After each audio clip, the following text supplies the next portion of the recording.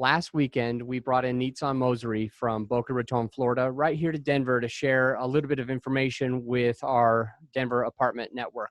Now, we recorded this event, which I'm really glad because he came with a ton of value. So today you're going to learn a few takeaways. One of my favorites is that you can get involved in a multifamily sooner and easier by partnering with a sponsor that's already been doing it. So without further ado, here's my friend Nitzan Mosery with a ton of actionable content. Z-A-N. It sounds like Nissan or something, or Nitzan, but it's actually Nitzan, like pizza has that T. So I meet this guy named Nitzan Mosery, and he really impressed me. There was a lot of things that he had going, and he has charisma, and you can see that he's that type of person that goes and talks to these brokers and actually pulls in these deals. Then I meet his partner, which you'll talk about your partner today? Sure. Right now, I think she has blue hair. She's getting it changed today. So I'm so sorry. She's getting it changed today. I've seen her with all sorts of hairstyles. She's a phenomenal person. So if you guys can kind of get to know Nitzan a little bit, I think you'll really enjoy it. One of the things that you'll get after this first presentation, we're going to do breakouts. So look at your name tags right now. What color do you have? Is it yellow? Is it green? Is it pink? Or is it orange? Or is it yellow, green, orange, or blue? All right, so yellows, look at your name tag and find out, am I yellow? Then this is where you're going to go in the breakout session. Yellow, orange over there. Look at your name tag, memorize, am I orange? So you know exactly where you're going to go after Nitzan talks. Blue, in this corner over here. Everybody who's blue, point to your corner. And everyone who's green, point to your corner. All right. We got some smart green people because I didn't even have to tell them. That was really good. But there was only one corner left, so I think it was a little bit easy. Welcome to Denver Apartment Network. Thrilled that you're here. You're going to get so much value out of these. Over here, we're going to be talking about if you are a syndicator and you have somebody who wants to invest passively in your deal, but they don't think that they have any money. In this corner today, you're going to actually learn how you can help them unlock their retirement account so that it can be self-directed and go into your deal, because there's trillions of dollars there. So there's actually going to be some actionable steps of how you can help your investors do that. Over here, we're going to be talking about raising private capital. I've raised myself $4.2 million now. It's nothing to write home about, but it is more than I did last year, and I'm happy about it. I'm thrilled about it, and I've had a lot of challenges doing that. So over here, I'm going to teach you how I raise money, and it's going to be a lot about question and answer. So if you want to know how did you do that, it's a lot about branding. We'll get into it. Back in that corner over there, we're going over something called a PPM. Raise your hand if you know what PPM stands for. All right, so what we're going to do is I'm going to put my hand like this, and you're going to say the first word of it. Then I'm going to do this, and you're going to say the second word of it. And I'm going to go like this, and you're going to say the third word of PPM. So what does it mean? Private Placement Memorandum. All right, raise your hand if you're super comfortable with the private placement memorandum and all its ins and outs. One person, two people. Nitzan's one of them. So that's great. So today we want to make it so this isn't some taboo subject anymore. We want to kind of make it easier for you to understand what is this private placement memorandum. If I'm a passive and I need to know how to read this and know is it in my favor or is it in their favor? Because you have a attorney, a syndication attorney, an SEC attorney that's actually going to write this PPM. Probably going to write it for their client. So you want to know what is in this and how do you understand it. So you'll get a little bit of that over there. And then the last one, we're going to talk about actually, so that's a lot of the equity. So we've got equity raising, right? How do you do that? And now we've got debt raising in the other corner. Who knew that there was more than 3 ways to fund a commercial property? Raise your hand. If you already knew there was more than 3 ways to, okay. Awesome. So you're going to learn a lot of that subject matter on what can I do, because it's not all just your local bank. There's a lot of other lenders. So I'm excited for you to learn that. Who's excited for today? Okay, we just won't do it then. Cool. Go home. Who's excited for today? we got Nitzan Mosery again. Say it with a TZ. You'll drive him nuts. You can't do business with Nitzan if you're not going to say the T in Nitzan. He'll turn his head. All right, without further ado, Nitzan Mosery. Hi, how are you? Adam, that was awesome, man. That was fantastic.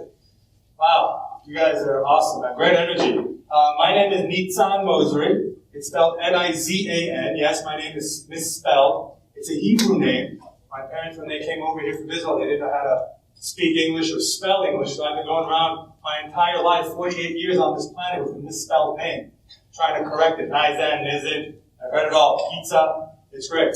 A little bit about me. About 10 years ago, I moved back to the United States. I was living in Israel. Before that, I was a traveling hippie. I had dreadlocks below my butt. There's actually a YouTube video somewhere, I think, circulating where I was at a David Lindahl event, and I raised about $10,000 about 4 years ago. We donated it to the Wounded Warrior Foundation. That's when I cut my hair for that organization. Yeah, it's a fantastic organization. I got started, like I said, in multifamily about 10 years ago. I was brought up, my father always taught my brothers and I a couple of things. He said, you know, there's two types of people in this world. Those that pay rent and those that collect. And son, you always want to collect. You always want to collect rent. You never want to be on that side where you're paying.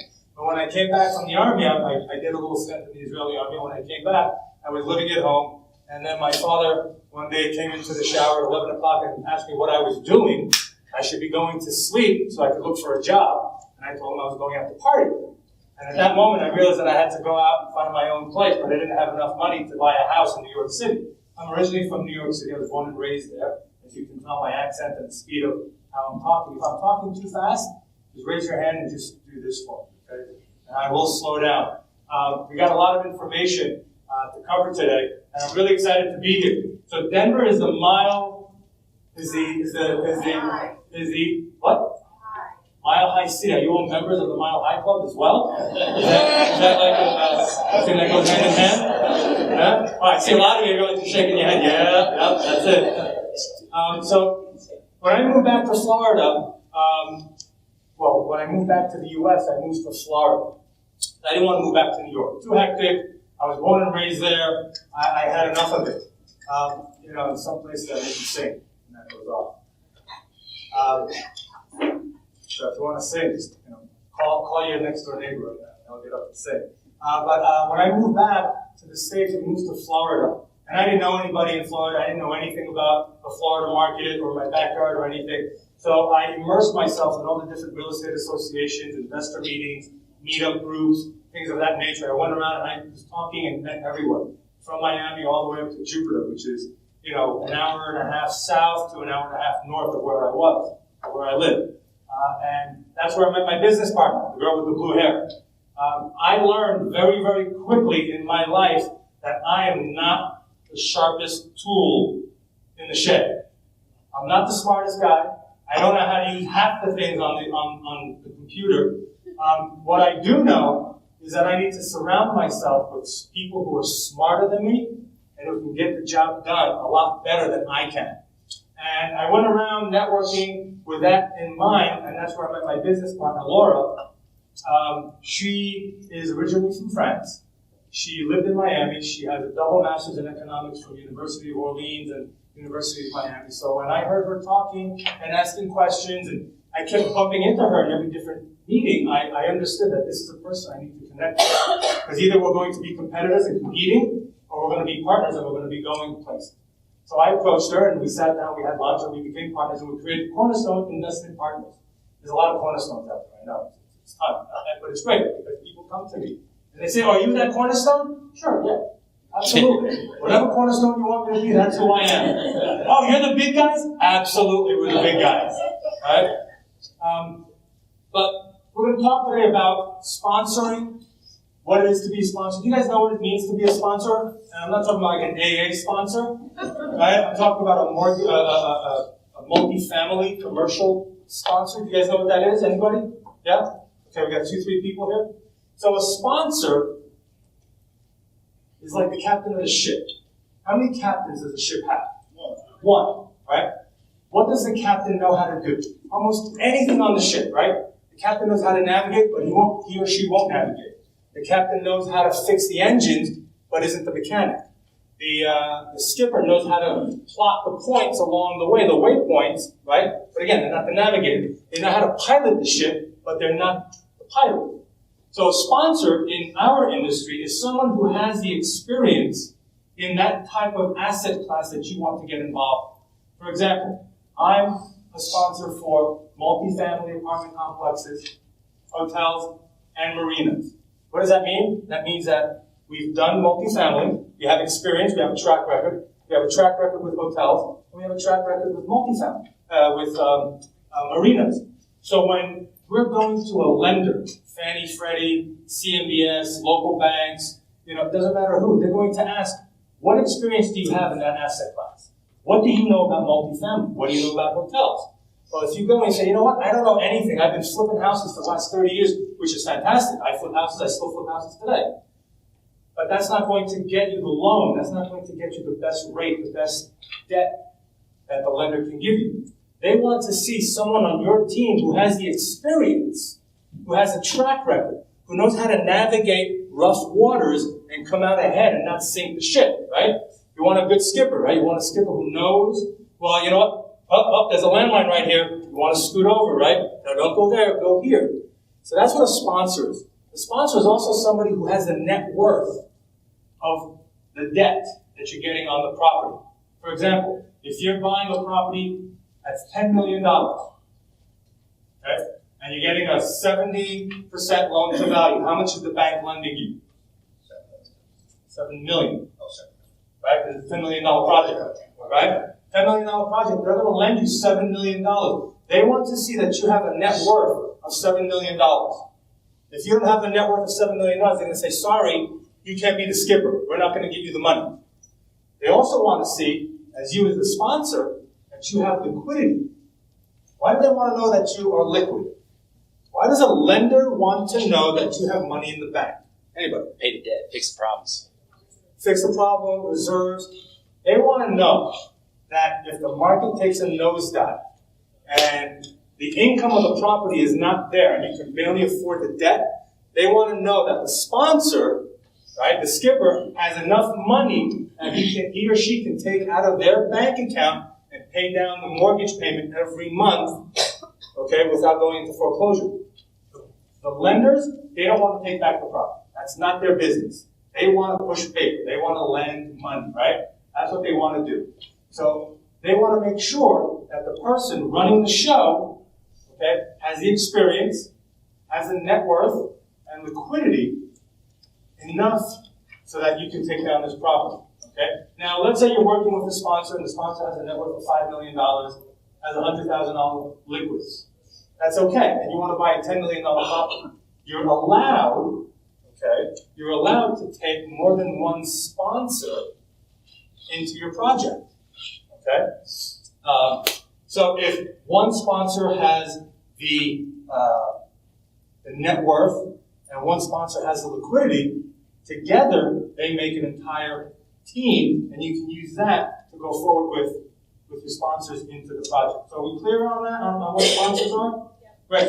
Now, there are a lot of people out there, there may be sponsors sitting next to you. You don't know who is sitting next to you. So, when there's networking, I talk a lot about networking as well, because networking is very, very important. A lot of times we go to networking events and it's very social. There's probably, a couple of, free drink, some appetizers and people schmoozing and whatnot. I say we have to do what's called strategic networking. To find your strategic partner. Before going to a networking event, what I like to do is I like to write down a list of what I need, what I bring to the table. So what do I bring to the table? I bring net worth, liquidity, track record, experience, blah, blah, blah, blah, blah. Time. I bring broker relations. I bring investor relations. I bring fund administration. So I bring all that. And then I write down a list of what I'm lacking. What do I need? Who do I want to find specifically in this event? And like this, when I'm meeting, hey, what's your name? Lucas, nice to meet you. My name is Nitzan Mosery. So what do? You buy apartments. Great. Well, and I will sit there, and I already have in my mind 3 or 4 specific questions that I'm going to ask Lucas to find out if he's the right guy for me. Right? Because time is of the essence. Time is important. Time is the one thing we can never get back. So if I'm here and I'm spending my time, I want to make sure that I'm doing it in such a way that I will reap the most out of it, and Lucas as well. Lucas doesn't want to talk to me if he's a multifamily and I'm doing office buildings, maybe somewhere down the road. But right now, Lucas, it's been a pleasure meeting you. Listen, I've got 3 people I need to meet today. Strategic partners, it's a pleasure meeting you. Let's stay in touch. Boom, and I'm off to the other person. Does that make sense when we're networking? All right, so let's go into this. So Cornerstone, we're talking about quality investments, quality return, and in today's economic environment, it's becoming more and more difficult to find quality investments that give a great return. And that's why you have to have a sponsor or a team that has great broker relations. I'm going to get into that in a little bit. But just quickly, I got to make my... Okay, you see? I need people who are smarter than me. Off, on.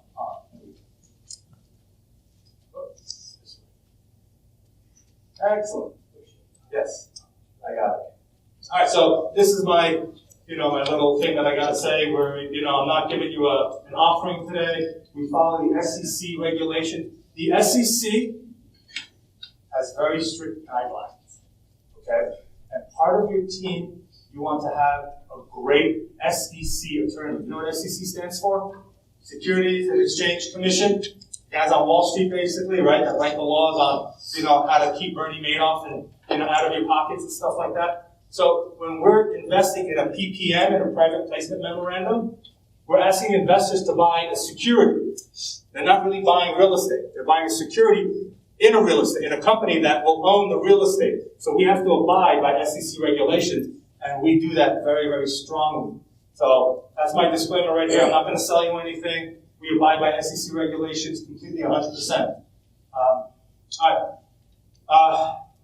We're talking about sponsors, right? We're talking about who are the sponsors. So Cornerstone, we have the sponsors, and through our personal relationships with key decision makers, gatekeepers, brokers, sellers, this helps us achieve and maintain a steady flow of properties. Okay? And when you're looking at a sponsor, when you're looking to team up with a sponsor, you can do it one of 2 ways. You can say, hey, Mr. and Mrs. Sponsor, you guys have a property. I would like to come and partner up with you. I would like to invest with you. Or, if you guys have those broker relations already, and you find a property after you've underwritten it, and after you've gone to the property, taken a look at it, and you've walked some of the units, and you put the X marks the spot. You said, this is the property we want. The numbers are incredible. There's an incredible upside to it.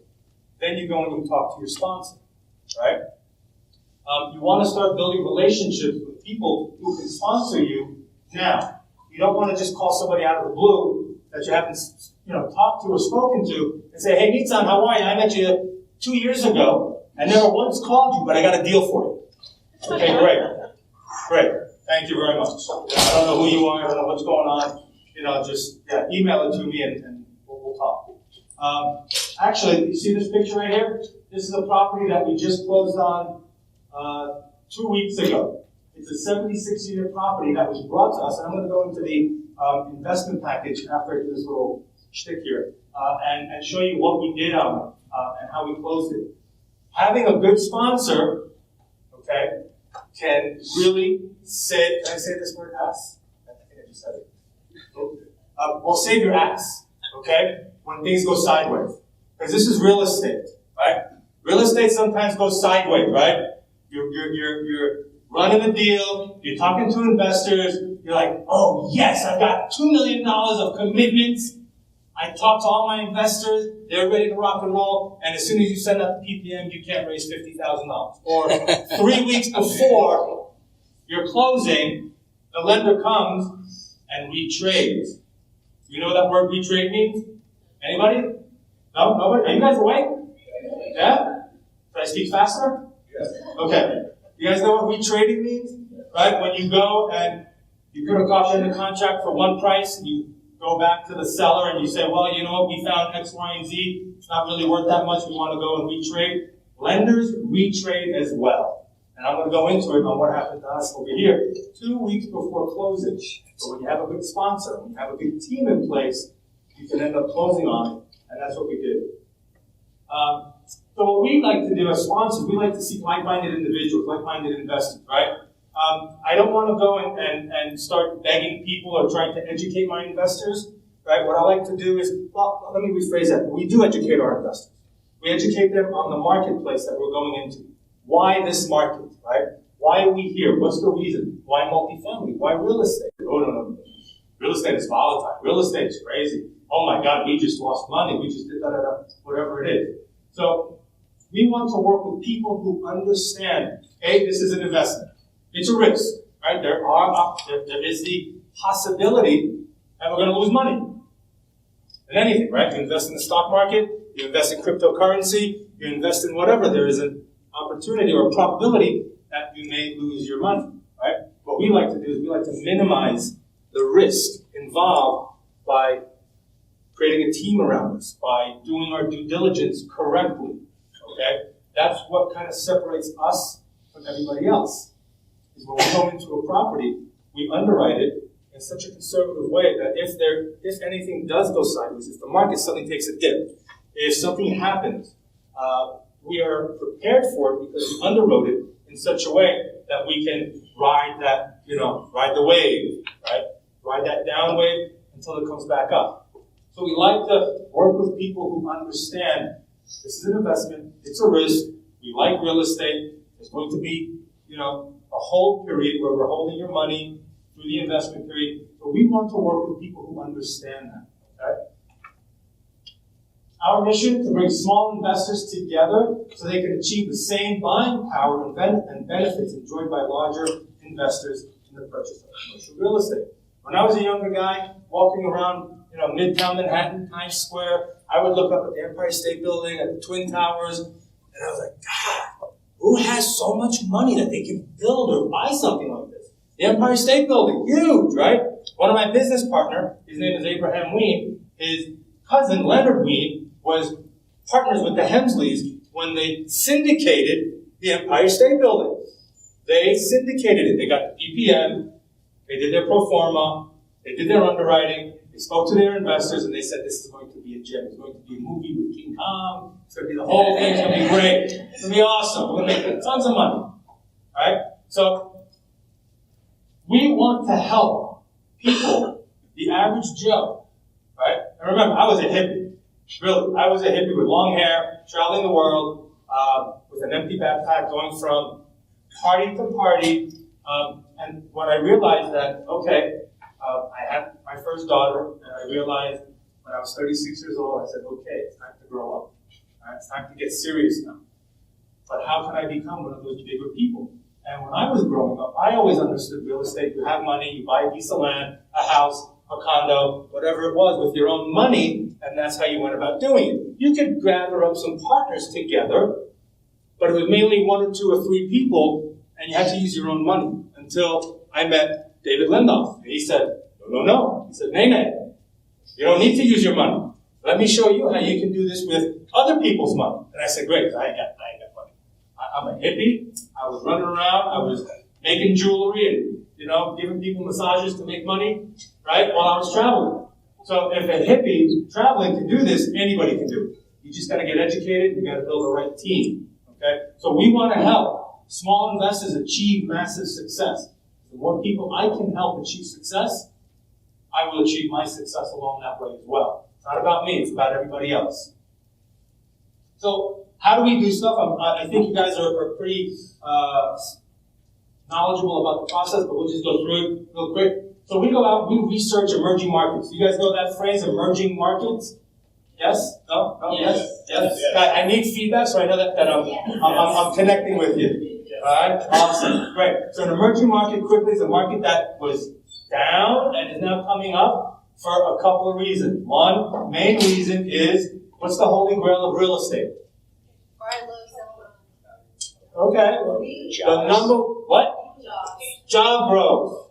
Right? We go into a market that there is job growth. That is the holy market. That is the holy grail for it. So we go in, we find that emerging market, We have relations with brokers in that market. We go in, they start feeding us properties, but before they do that, we tell them where we want properties. We say, look, I want this area right here on this corridor because I went to the Economic Development Committee in City Hall. I spoke to the Chamber of Commerce, and they said that this is where the path of progress is going. We all know what the path of progress is, right? Where they're building, right? Future builds coming.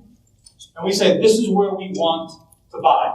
And then they go out and they use their relations with the sellers and they start funneling us projects, okay? Once we find the project, we do our due diligence, and we do our due diligence extremely, extremely efficiently and with a fine-tooth comb because we want to uncover all the hidden gems, all that upside that other people don't necessarily see. And we become experts in that market, okay? It's so important to become an expert, okay? You need to know why is the job growth happening here? Why is it going on? What's happening in this market? How many multifamilies are being built? What's the entry to barrier? Okay. Are there any more properties in the pipeline in this area? How many people are moving from this city to this city? Where are they moving to? Why is it happening in this market? It's extremely important to understand that. And I'll give you an example. Remember those man camps that were being built a couple years back out in, where was it, like Utah, Dakotas and whatnot? Huge man camps. They were coming in, putting down containers, right, of prefab homes. Men would come, they'd sit there, and they were drilling for natural oil and shale and whatnot. And then what happened? Prices went down. And if you look at all those man camps, has anybody heard of a man camp in the last 5 years? No, they don't exist. So if you went and said, wow, that's an emerging area right there, because look at all these people coming here, and you didn't really investigate why they were coming, and you bought a property there, right now your property would probably be vacant, because you really didn't do the research and understand why this was popping. This was a temporary pop, okay? So we go out, we find the best properties in that market, we become the experts, we put it under contract, we create the PPM with our SEC attorney, then we send it out to our investors. We create the underwriting, our pro forma, our projections, okay? And we underwrite extremely conservative. That property I showed you that we just bought, we bought it at a 6 cap. And you're probably saying to yourself, oh my God, how can you make money on a 6 cap? Well, we bought it at a 6 cap. Our exit strategy is to sell it at an 8.5 cap. Now you're probably going, wait a minute. You don't make money that way. Well, we're doing that. We bought that property because the rents are anywhere between $100 to $150 below market. So once we jack up our NOI based on the purchase price that we bought it, we're going to be at an 8.5 cap rate, right? But our projections want to be conservative. Will we sell it at an 8.5 cap? Probably not. We'll probably sell it at a 7 cap. So we just made more money by dropping that cap rate down. But if it works, if the numbers work at an 8.5 cap rate, and they throw off a good return for our investors under a conservative underwriting, then we know we've got a good deal. Because if we just drop it to an 8 cap, we made more money. If we drop it to a 7.5, a 7, what happens if we sell it at a 6.5 cap rate? We just made so much more money. And our investors love us. But we always like to underpromise and overdeliver, right? So then we open up we create the LLCs. We start then funneling our investors into the LLC, and then we go to closing. Once we go to closing, we get all the documents. At that point, you will receive what's called a certificate of ownership, your name, how much you invested, all that good stuff. And then we bring in our third-party property management company. We're not property managers. We don't want to manage properties, right? We're syndicators. We go out there, we find the deals, we put them together, we bring everybody together. We let the professionals manage the asset. And we have great relationships all around the country with great management companies that we've worked with before that have been really successful for us. And one great way when you're building a relationship with a management company in the market that you want to buy in, it's always good to send them the property that you're underwriting. Even before you underwrite it. Send them the broker's offering memorandum. See what that property manager has to say. We bought a 240-unit complex in Houston, about 6 miles south of the Exxon Mobil campus. It was spending $300 million. They were moving all their employees there. For about a year before that, we had been sending the property management company that we were building a relationship with all the property. Hey, what do you think about that? Nope. What do you think about that? Nope. What do you think about that one? Nope. This? Nope. No. No. No. No. I'm like, dude, really? Everything is a no? Say, hey, you want a good one? Bring us a good one, and we'll say yes.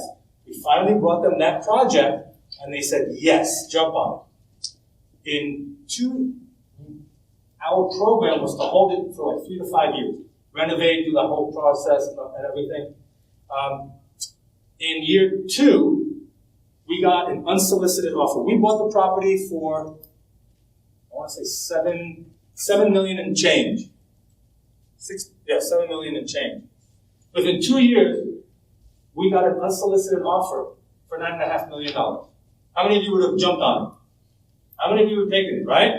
You made $2 million in 2 years. How many of you would take that deal? Absolutely, right? We said no. We said no. We said our pro forma, our projections show us making more money if we hold on to it. So why would we do that? So we told the broker, no, thank you. We appreciate it, but no. He came back, he said 9.5. I said no. How about 10? He said no. I said, how about 10.25? Write it up. Write it up.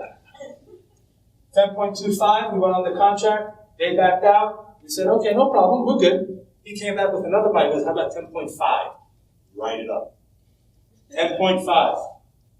We sold that property for $10.5 million after 2 years and 4 months of owning it. And we gave our investors over, whatever it was, over 24% return per year on the money. But the point is that we knew that market. My business partner went to live in Texas so that she could become the expert and understand where are the little hidden nuances of that market. Where is the right place to go? Because on this side of the street, you don't want to go there. On this side of the street, oh wow, this is the side of the street you want to be on. But if you don't know that and you lie on the wrong side of the street, it could cost you and your investors a lot of money. So that's why you want to be the expert, and that's why you want to have a great property management company on your team.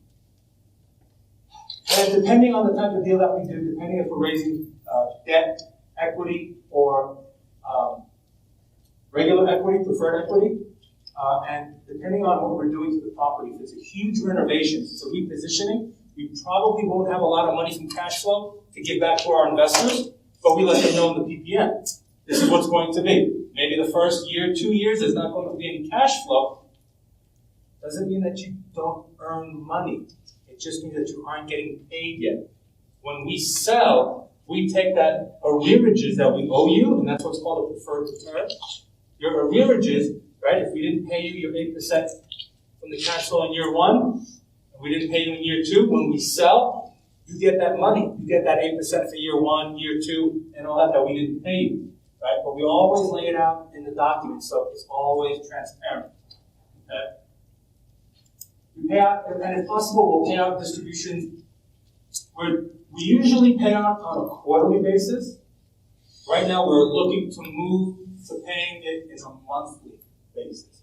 How would you like to go to your mailbox every single month, open it up and go, oh, hello, and you just walk down to the bank and you just go, hello, Mr. or Mrs. Teller, please deposit this into my bank account, right? Every single month. That's a great opportunity. That's a great way to become financially independent, right? What is wealth? Wealth is not having $5 million in the bank, right? Because that $5 million, you still have to work. You still have to wake up every day. You still have to go to your whatever job, CEO, company, and continue to work. True wealth is having passive residual income every single month so that you can do whatever it is you want with your time. Because time is the one thing we can never get back, right? We lose $1, we can make $2, it's okay, we covered our losses and whatnot. Time you can never get back. So how would it be for you if you made $10,000, $15,000, $20,000 a month not doing anything?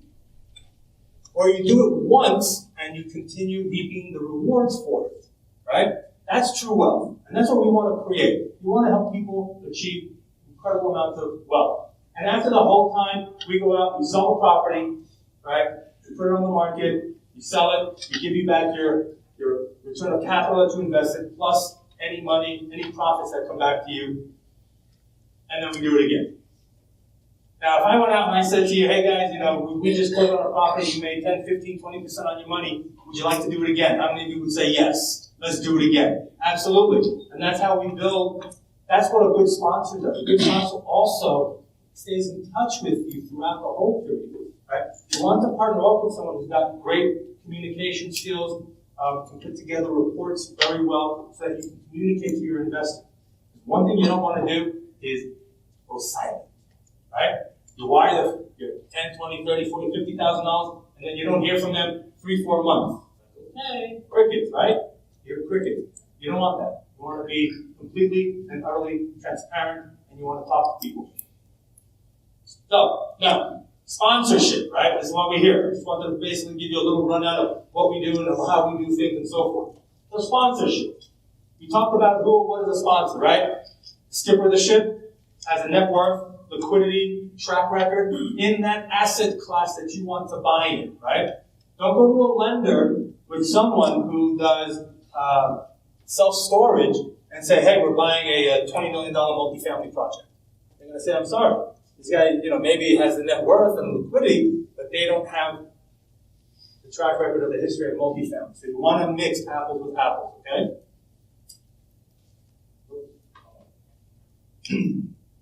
Why do we need a sponsor? We talked about that, right? We need someone with experience. Now, a sponsor, like myself, there are a couple of different types of sponsors. There's a sponsor that says, you know what, I will sign on the dotted line, I will sign on the mortgage documents, I will sign wherever you want me to sign, give me my share, and go run with it. Enjoy.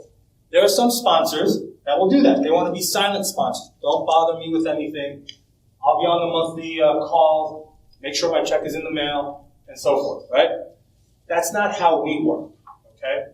We like to be somewhat hands-on, right? If you've never done a project before, if you've never closed on a multifamily deal, well, we're going to be the ones I don't want to say running the show, because it's a team effort, right? But we will take point on that team, okay? And we will say, okay, Tracy, I need you now to, go out and talk to this guys and bring back, create the executive summary. Here's the information, right? I need you guys to do this. And so we're a team, right? But we will be very hands-on with that project, okay? We will be there. We will talk to the property management company.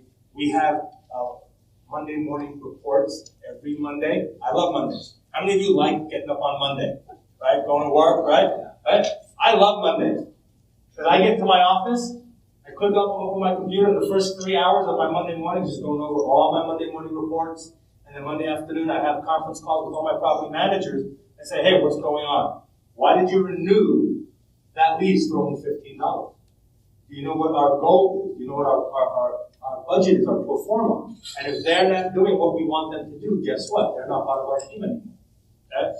So why do we need a sponsor? We need a sponsor that knows how to navigate you through the rough waters to get you to the end destination, which is obviously raising the NOI, doing the renovations, bringing in a quality demographics of tenants, of residents, and then also, why is it important to have a sponsor?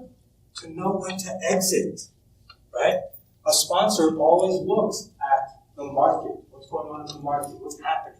Are people moving out? Are people moving in? Are restaurants closing in the area? Why are they closing? Are new restaurants coming in? So this is what we do as a sponsor. This is what we do. And we say, okay, you know what? Now, hit the button, quick. Let's go out and sell the property for maximum dollars. This is the time to do it, right? So this is why we need a sponsor. How can a sponsor help me? Right? We just talked about that, right? A sponsor can also help you by underwriting. Okay? Where do I find a sponsor? I'm just going to put these up here. Okay. So, how can a sponsor help me? Where do I find a qualified sponsor? And when should I engage in a sponsor? Okay? Engage in a sponsor today. It doesn't matter if you don't have a project under contract, if you've never done a multifamily deal, if you've never even spoken to a broker. Doesn't matter.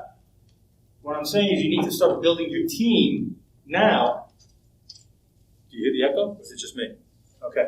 You need to build your team now Okay, so that when you have that project, when you have that property, you've underwritten it, and the skies open up, and the heavens rain upon you, and you hear that, oh, right? The numbers work. You're like, oh my God, really? The cash on cash is great. The debt service coverage ratio is phenomenal. The numbers work. Okay, now what? Okay, let me go talk to people. Now it's a little bit too late. Especially now in the time in the market, because the market is so hot. You need to move quickly. If you don't have your team together already, you're going to miss the boat, because while you're contemplating, while you're talking to or finding a broker or finding a real estate attorney or anybody on your team, someone's already put a contract, an LOI. They've got their LOI accepted. You know what an LOI is? Yes? Yeah? You do? Yes or yes? Yes. Yes. Awesome. Okay. Letter of intent, right? Somebody else will come in and put their letter of intent, and now you've lost it. So when to engage a sponsor? Today. Where do you find them? Talk. Network. Right? Network around. Adam's in the back. He can help you find incredible sponsors. Right?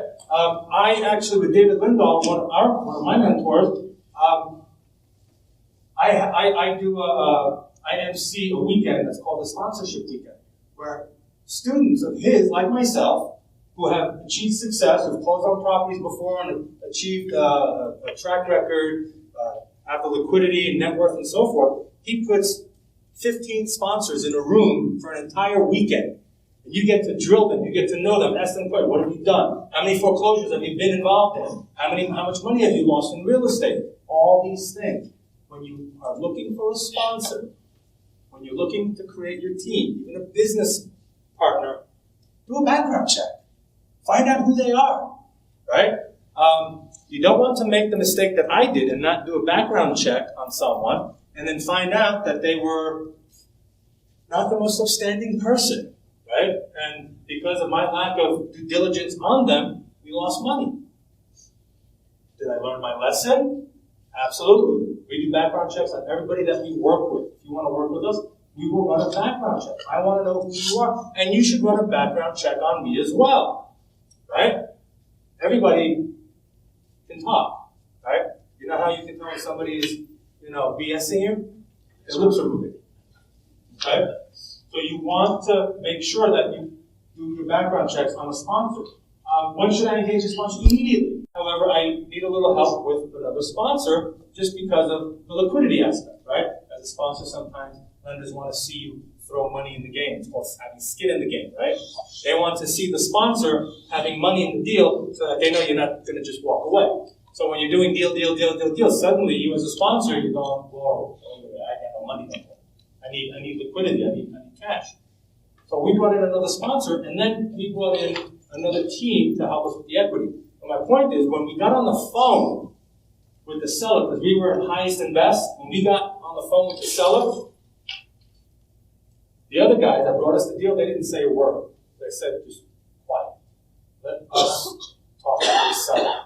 Let us answer. Because we know the lingo, we know the jargon, we know what they want to hear, and we know what we can do. So after 20 minutes on the phone with them, I said, listen, if you want to close, you need to work with me. Because everybody else, they're going to give you the better price, and they're going to retrade you 3 weeks before closing. They're going to do whatever. If you want to close this deal, do not go with anybody else. We're the team to go with. And they awarded us the deal because of that phone conversation. So that's why it's great. That's why it's crucial for you to now engage your team members. Okay? Did I drill that in enough? No? You need to engage your sponsors now so that when you have a deal under contract, you don't waste your time doing it. You can actually get awarded the contract. Okay? Now, why real estate? Economic forces, multifamily housing is up in all major markets, 14 million echo boomers, right? More people are renting today than they're buying. Social forces, universities on the quest for housing, latest economic downturn, technology. There's so much technology today for management software, for tenant or resident retention, for all that kind of stuff. So that's kind of it. I want to go now. Smart investors take advantage of the demographic trends that exist in the market today, as well as low occupancies and low values by buying in the right markets at the right time. Are going to set yourselves up to receive higher than average returns in the years to come. We bought a property in the beginning of the year where, again, these are projections, right? We like to under-promise and over-deliver.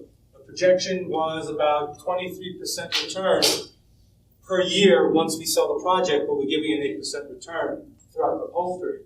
Why are we able to get those returns? Not everybody will be able to get those returns. Why are we able to go out and find these properties? Because we're the experts in the market. We know where to look. We have incredible relationships with people. This business is all about relationships. All about relationships.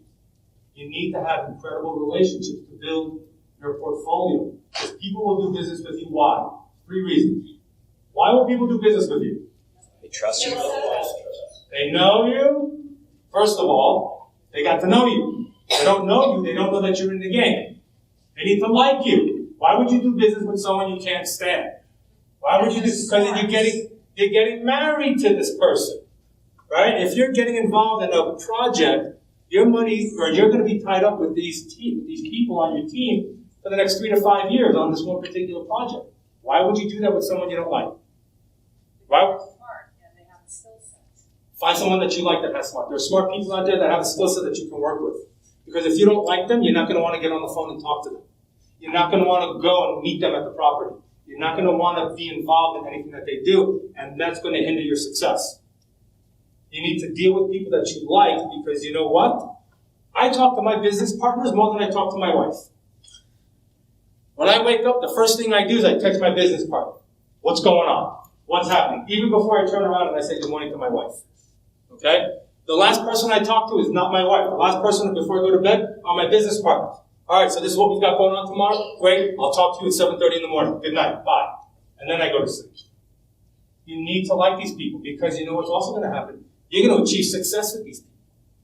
You're going to achieve success. Hopefully, you're going to have massive success. And then what? Then you're going to want to go out on vacation. You want to go on to hang out and go places. You want to go on vacation and hang out with people you don't like?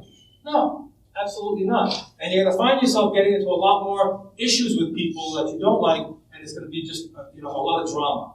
And we want it to be out. Know, like, and then trust. They've got to trust you. You've got to build that trust. People are not going to give you their money if they don't trust you. I found out in all the years that I've been on this, on spaceship Earth, I like to call it, right? Little amount of time, 48 years. But I found, bless you, I found out that it doesn't matter what you sell. Because I used to sell knives door to door in Manhattan, when Manhattan wasn't nice like it was today. Okay? I had the knife, but you know what happened? Sometimes the guys, when they opened the door, they would take the knives and they would chase me down the hall with my knives, throwing them at me. Get out of here! Right? Because they didn't know me. They definitely didn't like me.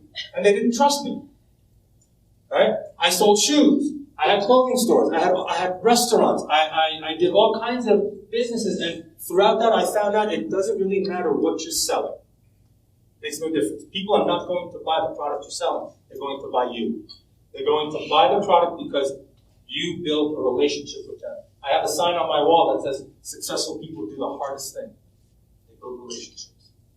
Okay? So, also, if you guys would like, I'm a radio show host. I have an internet radio program. It's called The Traveling Investor. I bring on, Adam's going to be on my show. We got to time that. We got to set him up for him to come. I interview people who are successful. A lot of them are successful in real estate. A lot of them are successful in other things. Have you ever heard of a book called Blue Ocean Strategies? Okay? If you haven't, get the book. Okay, it was written by Harvard professors. It talks about finding a niche in a market that is played out, that is dead. For example, how many of us have heard of Cirque du Soleil? Right? What is that? Isn't that just like the circus on steroids? Right? But who goes to circuses anymore, right? There's all this movements about, the animal treatment and all these things. And aren't we done with the clowns and jumping up and doing all these boring things, right?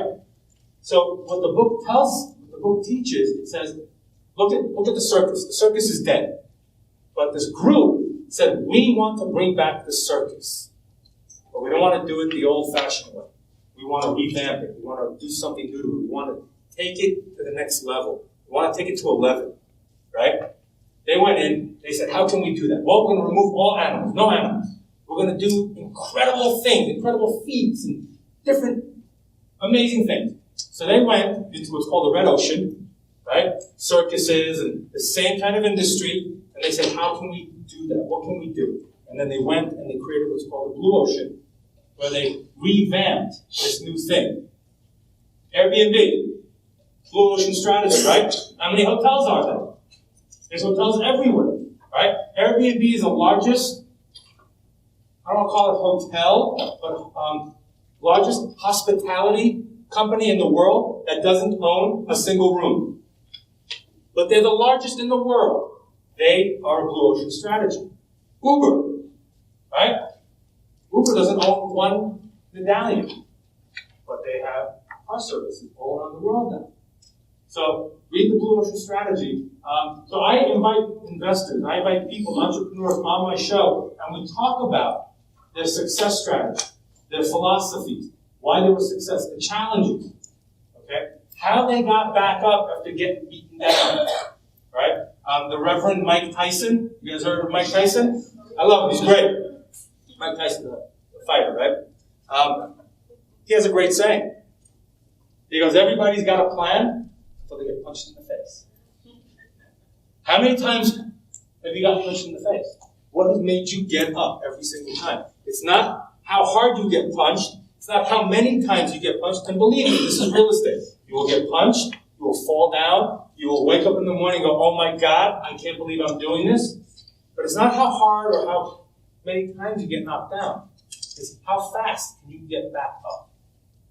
How fast can you get back up? And my show talks about that. Helps people to stay motivated, get inspired. It's on w4cy.com. You can download the app. It's live every Thursday at 1 p.m. Eastern. You can call in, you can text, send in your questions, all that, and so forth. There's my contact info and my business partner's info. And right now, what I want to do real quick is I want to go over a property that we were given. Somebody brought to us a property, and we underwrote it, we analyzed it, we put together a property package.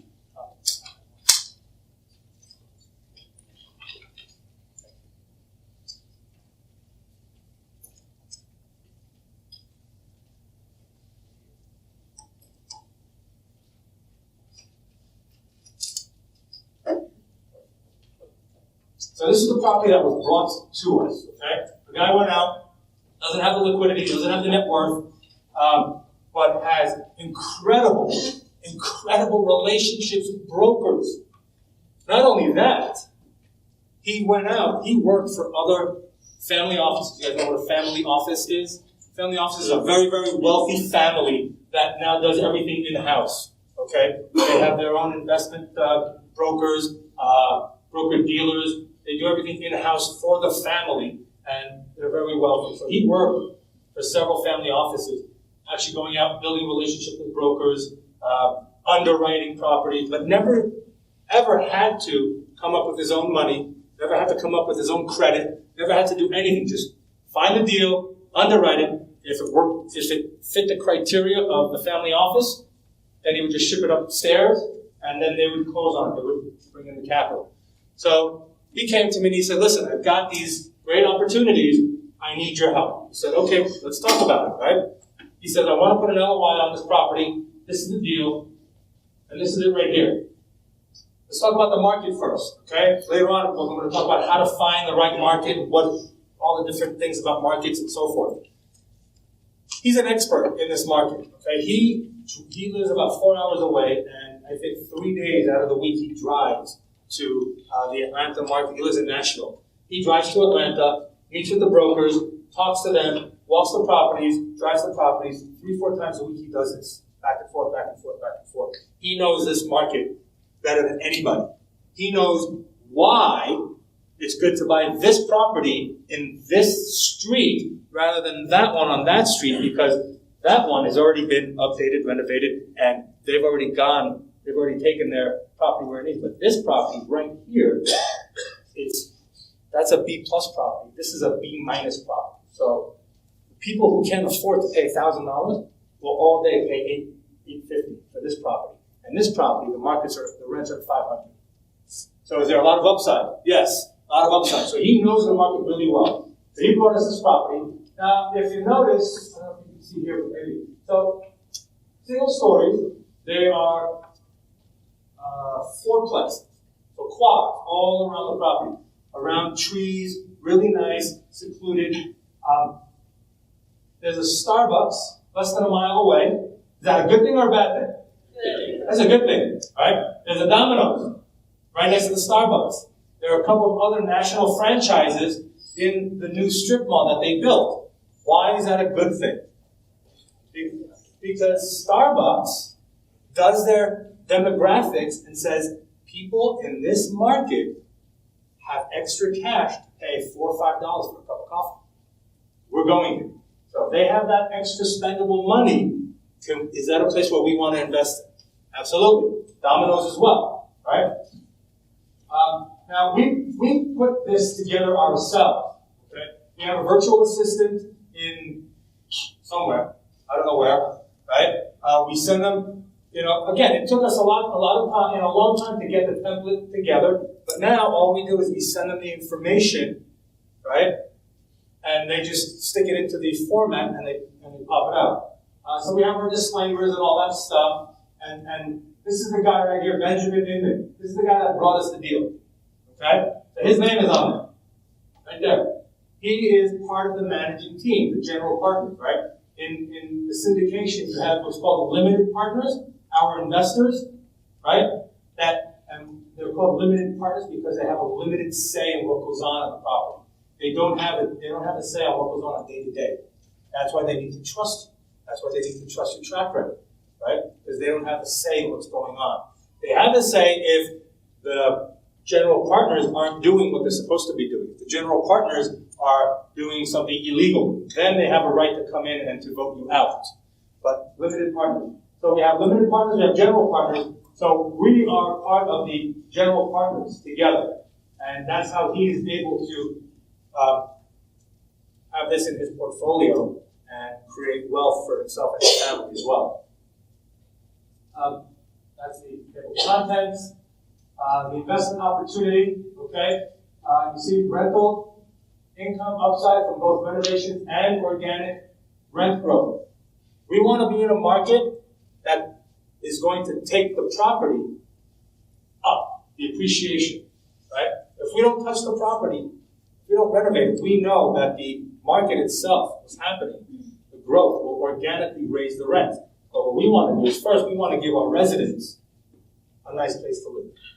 We want them to be proud of where they live because we want our investors to be proud as well, right? And so you got the growth of the market, and then you've got us going in there, renovating the units, making it really nice, curb appeal, all that. Rents go up, your NOI goes up. And here you see it says sponsors are offering investors Class A members, that's the limited partners, your Class A members, $1,000 shares with a minimum of 50 shares. So the minimum investment into this deal was $50,000. I had somebody that came up to me and said, hey, Nitzan, listen, I only have $35,000, but I want to invest it.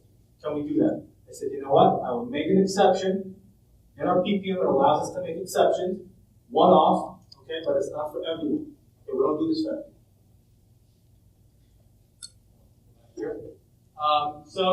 The offering is up to $1.8 million in equity. That's what we were raising. 98% occupied, 76-unit garden style, constructed in 1984. So all these things are important. 1984. We don't like to buy anything older than that, really, because when we go to sell it, it just becomes that much older, and then your pool of buyers becomes that much smaller. So that's why we like to do 1980s, 1990s build up to 2000. So when Ben brought us this project, he said, this is the deal, sent us the underwriting. The first thing that we did, we underwrote it again ourselves. Okay? Because I don't know if he knows how to underwrite. Yeah, he works for other companies, but you know what? We're human beings. We make mistakes. When you're creating the Excel formula, sometimes a plus turns into a minus. Sometimes, you put the decimal in the wrong place. So we went and we underwrote it ourselves to make sure that we see exactly what he sees in the upside. And then I got on a plane, like I did yesterday, and I flew to the property, and I met him there. And we walked the property. This is what I do. I went and I walked the property. I walked inside the units, met the tenants. Do you like living here? If you had the opportunity to change something, what would it be? Oh, the bugs. They don't spray. They this. The blah, blah, whatever it is. When you walk the property and you talk to the residents living there, that's when you get the real information. And I'm not afraid to talk to anybody that's on site. Even if the manager says, please don't talk to anybody. Okay, no worries. Thank you, I appreciate that. And you see somebody throwing the garbage. Hey, excuse me, hi, how are you? Nice to meet you. What do you like about the property? What don't you like about the property? And then I ask the manager on site, I say, hey, if you had unlimited amounts of money, what would be the first 3 things you would change about this property? Boom, boom, boom, boom, boom. They give you about 10 things that they do. And I'm taking notes because these guys are on site every single day. They know the property back and forth. So this is a great time for us to really understand the property and understand that this is what we want. So, the investment opportunity right here. Over a 5-year hold scenario, we assume a conservative 8.5 exit cap rate where the Class A members are projected to receive a 53.3% total cash flow distribution projected as a 10.7 annualized cash distribution during the hold period. That's from cash flow. Then, during the holding period, and a projected total return of 117.6 return, 0.6% return. That's when we sell. So you got your cash flow, that's coming from the monthly cash flow, and then you have the equity when you sell, right? When we sell, we pay off all the expenses, the mortgage, whatever expenses we have. We give back any arrearages that we owe our investors, right? And then we divide the equity. Usually the splits that we do is we give 70% of the cash flow and the equity to our investors. We give them the lion's share of the deal, okay? Even though we're doing all the work. Even though sometimes we're working for peanuts, okay? But my goal is to make you, as my investor, happy, okay? So we give 70% of the cash flow, and we take 30%. If that 70% at any given point in time doesn't match up, where is it? We gave it 8% preferred return. If it doesn't match that 8%, if it's like a 5%, that's 70% of the cash flow, we will take from our 30% and bump up our investors until they make that 8%. And if we have to give them all the cash flow, well, so be it. That's what we do. And even if it's not enough, because sometimes we do heavy renovations and people leave, rents go down, right, and so forth, and we plan that out, well, we wait till we sell and then we give them what we missed on the end, okay? So after a 5-year hold, it's 117.6% out of 20, and that divide that by 5, that's what you make per year. And this is at an 8.5% exit cap rate, where the market today is selling at 6. Do you think we have a lot of buffer for these go sideways, right? And this is just some salient information, purchase price, total equity, so forth. I'm going to fly through this a little bit. So this is where we get, you see the investors' accumulated cash flow, that's their total, and the equity distribution at sale, and that's where we get that number. So what we like to do is we really like to show everybody. We put in why invest in Millwood Apartments. The market. It's the #1 fastest growing county in the country, in the state of Georgia, top 5 in the market. Okay, this is where we like to be at. The business plan, what we want to do, how long we're going to do it. And we always throw in nice pictures. Isn't that a nice looking asset? I mean, it's beautiful. We did our inspection, we did everything. Right down here, as a result of combining the rental upside of these two factors, we are projecting the property net operating to grow from its current underperforming 12 months of $250,000, that's the NOI, to approximately $535 in year 5. Is that a good upside? Is that a good upside? Yeah. Are you kidding me? Who's making 23.5% a year on their money? Anybody, really, anybody. How about 15%? 20%, right?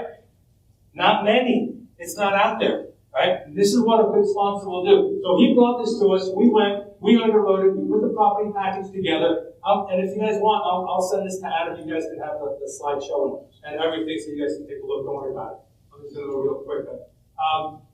Highlights of the property, what it is, blah, blah, blah, all that good stuff. Pictures, right? You always want to see good pictures. Now, why did we like this property so much? When I flew out there and we were walking units, we went and we drove around to the other properties as well, the comparable properties, right? We know that word comparable, right? Apples to apples. There are three other properties a few miles down the road from this property that are exactly identical. You see the 1980 construction here, right? With these shelves and whatnot. Exactly the same units. Same build out. 2 bedrooms, 2 baths. They had these shelves and whatnot. They were achieving $100 more than our pro forma numbers with their light renovation. While we had this property under contract, the property manager was already bumping rents up without doing renovations higher than what our pro forma numbers were. Did you get that? I'm going to say it again, because it's crucial. The property manager on site, while we had the property under contract, was already raising rents to higher than what we projected after renovating the property. This is what a strong market can do for you. This is what knowing what the market is and where to buy and the right time to buy. Okay? And we had that in our other property. We bought another property close to this one, a few miles away in Commerce, Georgia. By the way, this is in Lilburn, Georgia. 40 minutes outside of Athens, outside of Atlanta. It's I just what I was going to say. Commerce. We bought another one where it was the same kind of deal. While we had it under contract, they were raising rents higher than our projection after we were going to renovate it. Okay? Now, when we close on the property, on this one and the other one, the first one that we bought, we are now bumping up rents without doing anything higher than our projection. Our projections for the other property were to get it to $750, $740, $750 from $680. After putting about $3,000, $4,000, $5,000 into each unit, we're getting new leases now for $760, and we haven't even touched the property and renovated it. Okay? That's a good thing. That's a good thing, because we know that once we put the property, once we renovate it, we're going to take it to 800, maybe even more. Okay? More information, right? Renovation budget, all that kind of stuff, projected returns. So this is what we do when somebody brings us a property. We go out, we make it happen. If the numbers don't work, we're not going to force the numbers, right? We're just not going to make it happen. The numbers have to work. But us as sponsors, we go out, we'll fly, we'll walk the property, we'll walk the comparables, we'll walk the market, we'll talk to the brokers, we'll do what we have to do to make it happen. And then, right, we talked about lenders retrading. I'm going to share this one story with you, and then I got to go because I want you guys to do your breakout sessions. Property, we put it under contract, $4.41 million. We got a CMBS loan. Anybody know what a CMBS loan is? Commercial mortgage-backed securities. It's a mortgage that is backed by the stock market, where you go and you sell it to the stock market, okay? So, they're very stringent, they're very tight, very strict on their regulations, on their underwriting and paperwork for every investor, blah, blah, blah. So we were working with a CMBS lender. They gave us the best loan to value, 81% loan to value, 81% loan to cost. So $4.4 million plus $185,000 plus closing costs plus 81% of that they were going to give to us. Basically $3.4 million. Fantastic. We started raising capital. We're there. We're 2 weeks from closing. You can smell that closing company. You can smell it. You're like, yes. Now here I am. I'm on vacation with my family. I'm in Shenandoah Mountains. I'm hanging out, hiking, doing what I need to do. We get on the phone with the lender. And the lender goes, hey guys, you made a mistake in your underwriting. I said, excuse me? You made a mistake in your underwriting. I said, listen, if we made a mistake in our underwriting, I am going to quit this business today. I have no right, being in this business. I made a mistake in our underwriting. We made a mistake, the team. We got on the phone with their underwriter, and we got them to say 3 times on the phone that it was their mistake. It wasn't ours. We showed them where their mistake was. Did it help us? Didn't help us. They went from $3.4 million loan proceeds, they dropped it to 2.7. $700,000. We went back to our investors and we said, listen, this is what happens because we are transparent. We tell our investors everything because you need to know. We want you to know the good and the bad. We went out, we told our investors this is what's going to happen. One of our investors said, listen, there's too much going on. I got my health. I got to go to India. I'm taking my $500,000 and I'm going with taking it with me. So now we're down $1.2 million. 2 weeks before closing. What would you guys do? Get on the phone. Did we get punched in the face? Oh, did we get punched in the face? Big time, right? Big time. But because we had good relationships, because we have a great network of investors, because we have a great team, because we say what we're going to do and we do what we're going to say, we changed horses midstream. We told the CMBS lender, listen, we can't close with you right now. We're going to close with you, but not yet. Hold on. We got a hard money lender that came in for $3.3 million. Boom, 2 weeks later we closed with them. And that's what a good sponsor can do for you. Okay? So I'm out of time. I hope you guys got some good information, some good knowledge and whatnot. I'm going to send Adam my slides here so that you can go over them, check everything out, our financials, our operating cash flows, all this. You can see how much information is put into these property taxes. Okay? There's a lot of information. And one thing I want to share with you real quick, and then I'm going to shut up. I like to give you what-if scenarios. What if this happens? What if that happens? This is a what-if scenario. You see the green? Right? That's year 5. That's the year that we project we're going to sell. This right here is where we wrote our numbers. Year 5, 8.5 exit cap rate, right? What happens if the market goes sideways and there's a hiccup and we have to hold it for another 2 years? Year 7, and we sell it at an 8.5 cap rate. Oh wow, look at that. We actually made more money. We made more money if we held it for 2 more years. What if, what if we couldn't sell it at an 8.5 cap rate? What if the market again went